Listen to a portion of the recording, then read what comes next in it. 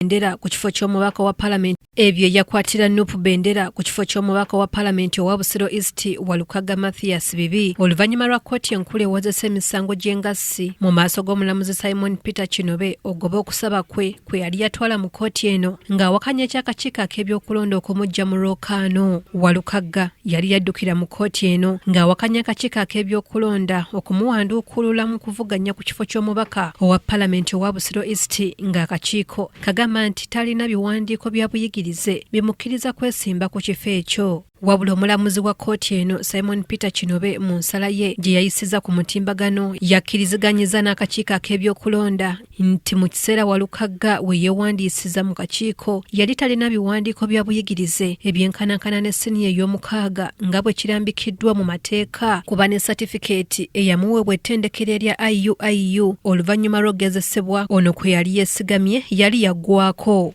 Mu nnambika y'omulamuzi yalaze nti ekipapula Walukaga kye yatwala mu kakiiko akageraageranya empapula z'obuyigirize ka National Council for Higher Education kamale kakikakase yakitwalayo kibulako olunaku lumu kiggweeko nti kyokka we yakitwalira mu kakiiko ak'ebyokulonda nga kyaggwako dda emyezi ena emabega. Kkooti era yawadde okulungamya nti olupapula lwa mature entry lukola mu myaka 2 gyokka nti bwe giggwako nga nalwo luggwako si nsonga oba gwe baluwa yalukozesa okweyongerayo okusoma oba nedda, n'eraga nti Walukaga olulwe lwamuweebwa ng'ennaku z'omwezi 12 omwezi ogw'omukaaga omwaka gwa 2023 ekitegeeza nti nga 12 ogw'omukaaga omwaka 2025 lwe lwaggwako. Olwo bwe yeewandiisiza mu kakiiko ak'ebyokulonda nga 23 ogw'ekkumi lwali lwaggwako emyezi 4 mirambirira.